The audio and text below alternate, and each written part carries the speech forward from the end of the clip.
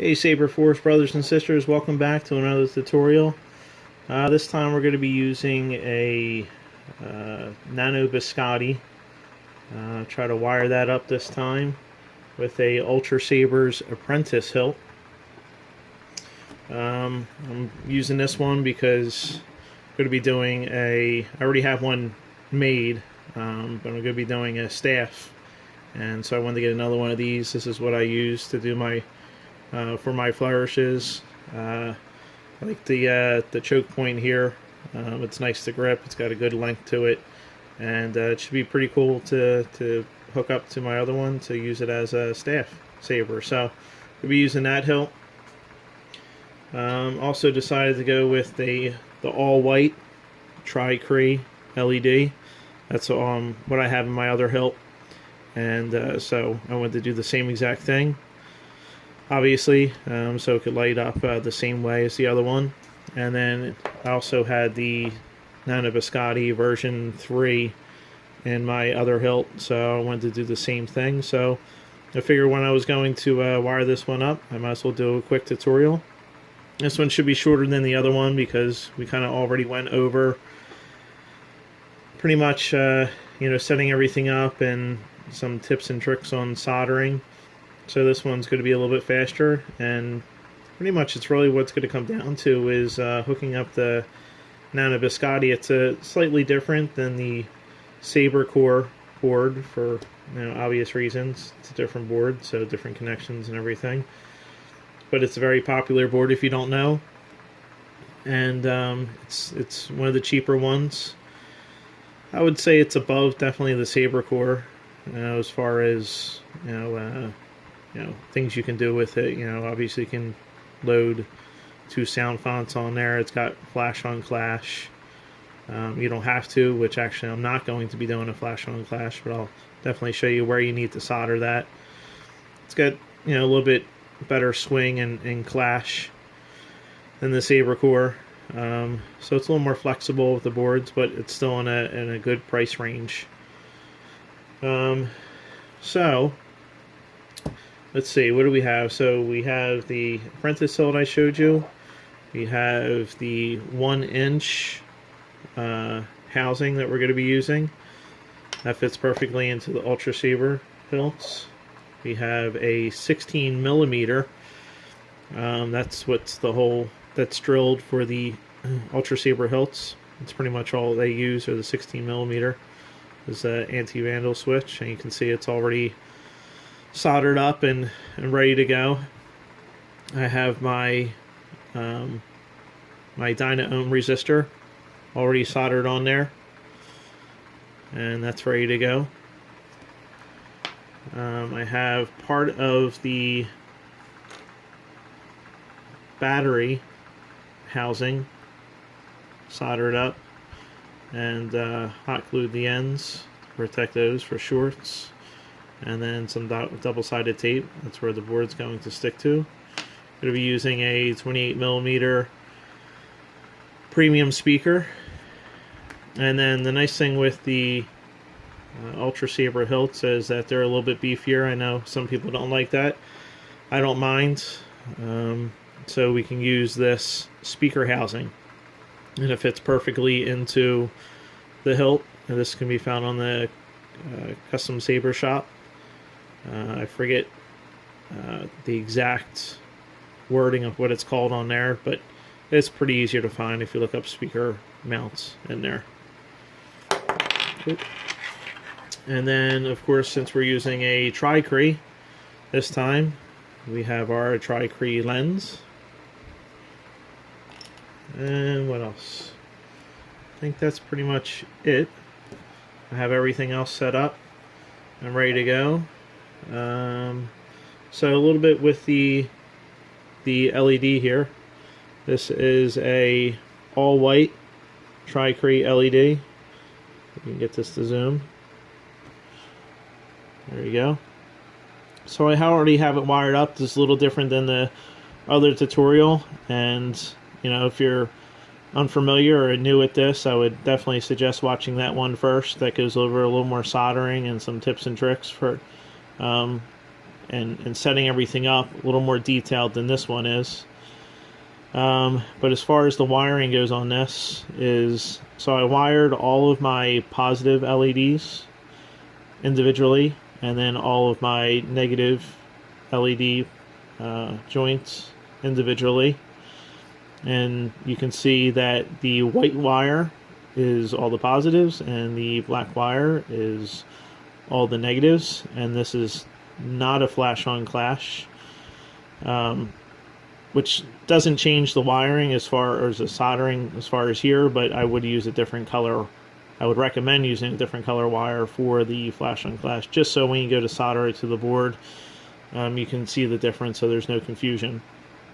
But so I soldered those up and they're all set, and then just ran it down the side holes there, and then stuck it on there with the thermal tape. You can kind of see the white in the middle, and then it ran down the back, and then just I ran them pretty short. You can see where the heat shrink is, so I have all 3 wires connected, and then since that's going to run down the length of the hilt, the negative right here, I basically just soldered those 3 together, and then soldered a longer one, and then twisted it up to make it nice and neat. A little electrical tape on the end. And then with the Nano Biscotte board, you're going to want to solder a resistor to each LED, because they're going to be running at full power the whole time. And so they're all heat shrink, if you can see it, the ends on the resistors, and they're wrapped up in here in the tape. I just like to throw a little bit of electrical tape on there just to kind of keep everything together, and when you're clashing the saber around, you won't get the little dings on the inside. Everything's kind of nice and neat in there. And the resistors I'm using for these is I believe they're 1 ohm 2-watt resistors. That's what I had, and they work perfectly with these white LEDs. And to figure what resistor is, what you need for each LED, you get those questions a lot, and it's really not that complicated. You can do the mathematical equation and figure it out, but honestly you don't really need to do that. There's a link that I'll post in the description, and it figures it out and tells you exactly what resistor you need for your LED. And it really is easy to follow and figure out. It's not complicated at all. Some people make it very complicated, but it really isn't. And so I'll post that link there so you can punch in your values, and if you need any help, please drop a comment on how to do that. There's plenty of videos out there that shows you exactly what numbers you need for it, but I'm not going to go through all that this time, not on this tutorial. So, and pretty much as far as the switch goes, this is going to be a white anti-vandal switch.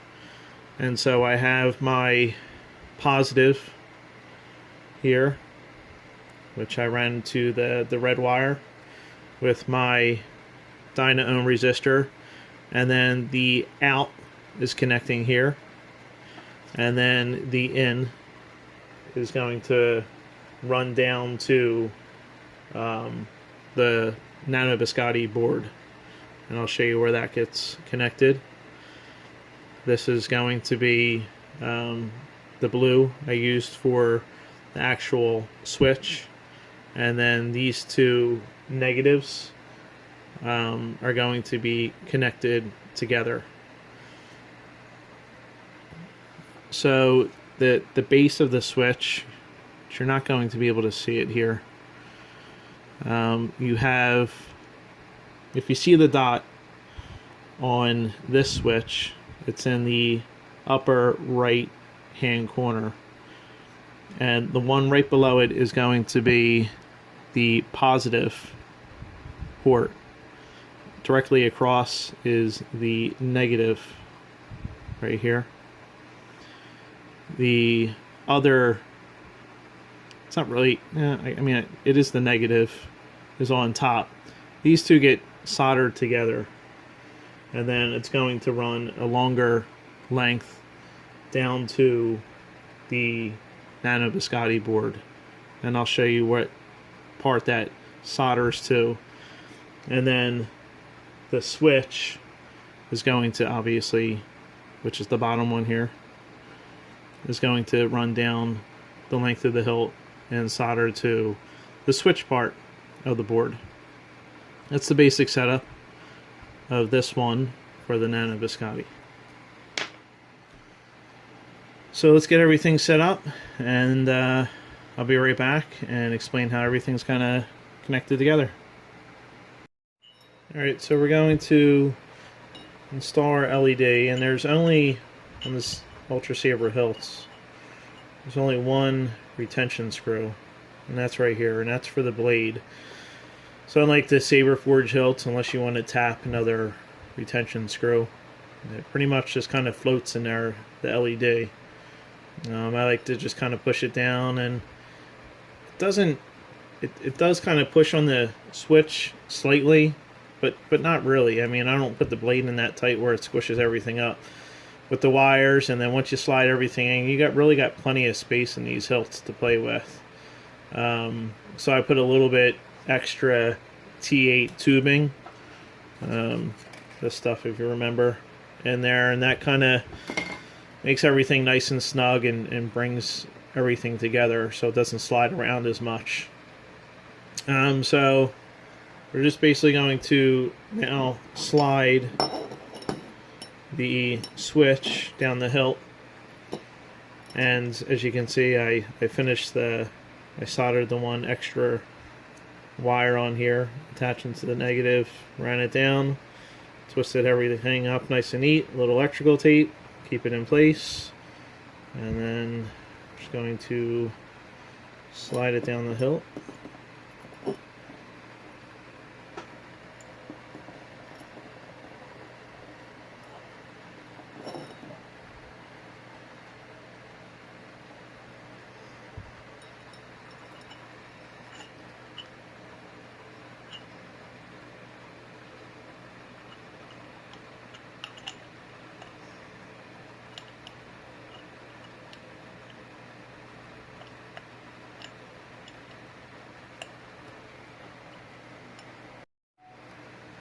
So I had to pause it there for a second.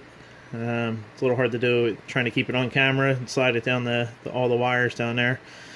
So if you can kind of see down there, you have the LEDs sitting up top in this area, and then all the switch wires are right below it, and it just kind of floats in there. All the wires are pulled out here. As you can see, it's separated. Here's the LED wires, here's all the wires to the switch, and if you noticed, we're not doing a recharge port on this one, and the reason for that is you really don't need one with the Nano Biscotte. It has such a great deep sleep mode, and it's pretty much the only board, minus the cheaper Hasbro boards, where you really don't need a recharge port, because I've done a ton of these boards now, and they last quite some time on 18650 battery, and so you really don't need it. I don't think you do. So we're not going to install one. And the only way you'd be able to do it, because since the US hilts only have one switch or one hole, is you would either have to tap another hole in here or do an internal recharge port. So you'd have to wire everything up and keep it inside the hilt, and every time you want to do it, you have to unscrew the pommel and pull the kill key. I just don't think it's worth the hassle to do it on the Nano Biscottes, and this is the version 3 if I didn't say it earlier. So anyway, so let's get to soldering up the board. Okay, so actually before we solder everything up and all the wires on here, I want to go over the solder parts on the card. It's not too difficult, but it's pretty straightforward. However, all the wires on here, it's going to be a little confusing to see. So, starting from the top and working our way down, The first part is going to be the battery and the battery positive and all the positives from the LED.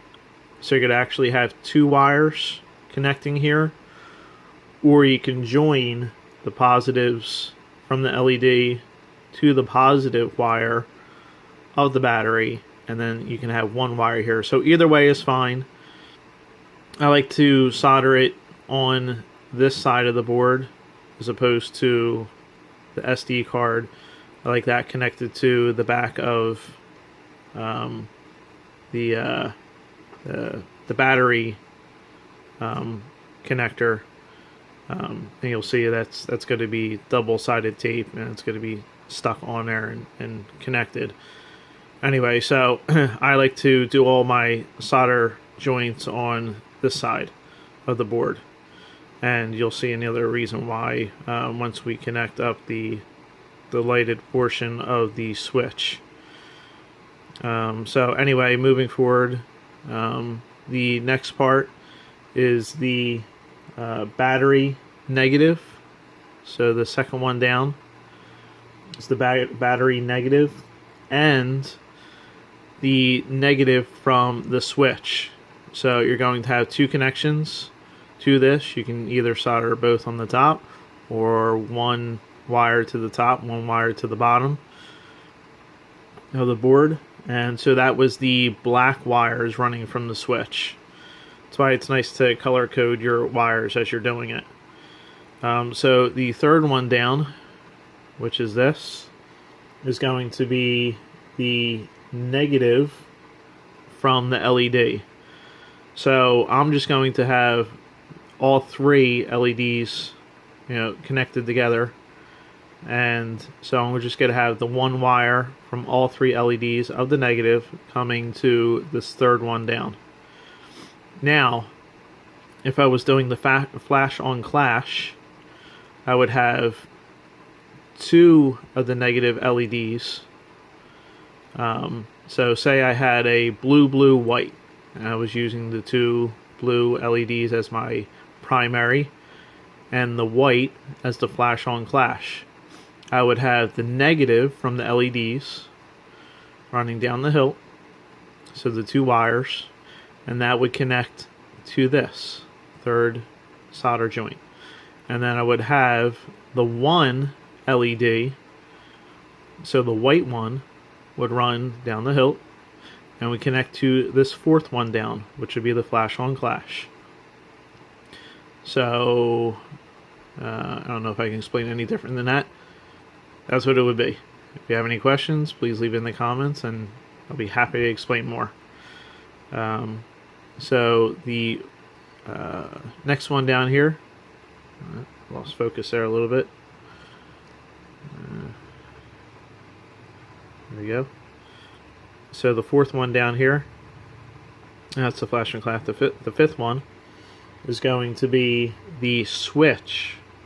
So the blue wire that I showed you earlier on the switch is going to connect to this one. So the third one up from the bottom. So just that one connection is the switch wire. And then these two last ones are going to be your speaker connection. Doesn't matter which one goes to which from the speaker. Either or is fine. It's just two connections on there.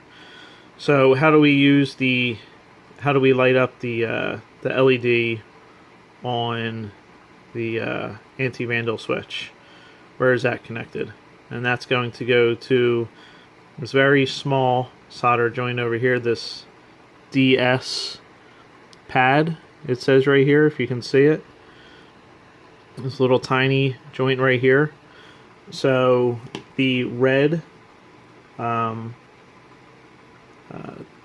wire that I showed earlier from the switch is actually going to go to that little spot right there. That's probably the most difficult, I guess, on the board to solder up, just because it's the smallest. And all these are pre-tinned, including that small joint there, so it connects and solders a little bit easier. Alright, so that's about it with the board. So now let's get to soldering. So here's the board all soldered up, minus the speaker wire. And as you can see we can straighten this out a little bit. Nice and clean. Just make sure you double check your joints, make sure there's no solder that drifted between the joints there. You can see you get the white wire on the end and the battery positive, which is on the opposite side of the board, and then you have the battery negative, which is on the second solder joint in. That's there you go, connected to the second one up from the bottom, and then everything else is on there. And then you can see the switch positive is soldered in the middle there, so make sure you run that wire a little bit longer than the other ones, and make sure you trim up the other one so they're all relatively the same length, so when they're all soldered on there you don't have one pulling more than the other. And then that's pretty much it. So we'll just hook up the speaker and we'll solder on those two joints, and we should be good to go.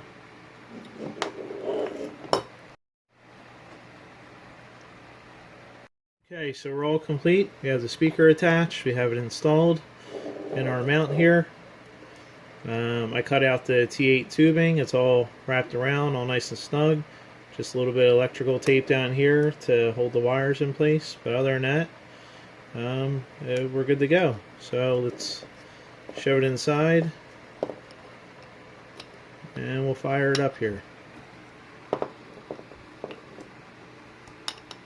Screw on the pommel.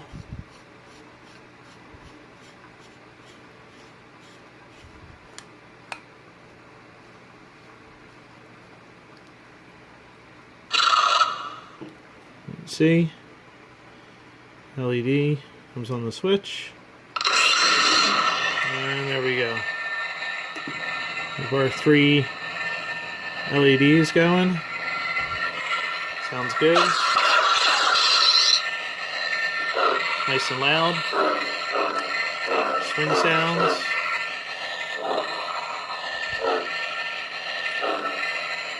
Awesome.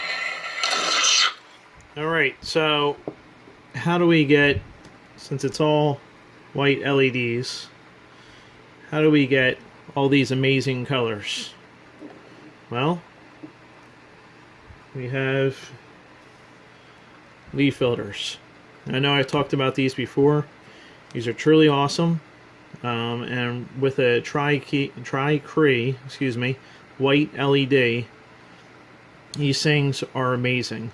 Trust me, I've installed 4 of them now, I believe, and with all these color options, the amount of different blade colors you can get with combining these or use them individually, it's more than any just regular colored LED you could get. It truly is amazing, and they're so thin that it really doesn't block any of the light, unlike the thicker the chips, I guess they kind of are. That's what they look like. The ones that you can buy off the custom saber shop. I believe Ultra Saber sells them too, and they're basically the same exact thing. They do tend to block the light a bit. However, you can see how thin these are. It's almost like a thin cellophane, that the amount of light that's blocked from it is pretty much nothing. I mean, they're still super bright. And then you can also stack, say a purple with a red, or whatever, green and yellow to make a lime. And there's different shades of the green and the yellow, and all these different colors that you can really tweak to exactly what color you want.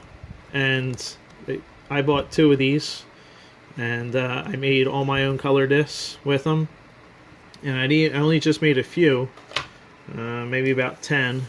And you can see here, I have a whole bunch, and they're cut just to 1-inch circumference, and I just made a little template out of some foam and basically laid it on top, cut out the circle, and they pop right into the inside. You just drop them in, and instantly you have a colored LED. It's like a, hard to see on camera, it's like a bluish LED. I know it looks kind of white still, but let's see. There you go. It's a little bit better. That was a red one, and it comes up a little orangey on camera, but it is a bright, nice, deep red. You want to make it a little bit more of an amber color. Drop an orange one on there, and you get more of a amber color with that one, or whatever. So they're super easy. You can tell it's still super bright, especially if I throw. You can see there how bright it is. So I mean, it's pretty awesome. You really can't go wrong with them, and it's so easy to switch out. And the reason why I wanted to do the all white on this one is because I was saying I'm going to do a I can do individual sabers, but I wanted to do a staff so I can customize the colors to basically whatever I wanted to. So I hope this tutorial helps you, and I'm always here to help. I enjoy doing this, and it's fun if you're into sabers, which you probably are if you're looking at this tutorial. You really can't go wrong with installing your own and doing your own electronics. It saves you a ton of money. Nothing against the Saber companies, but they charge a ridiculous amount for something that you can easily do yourself, that you can see that we've done here today. So once again, I hope it helps, and God bless, and take care, and happy journeys with your Saber installs. Thanks. Bye-bye.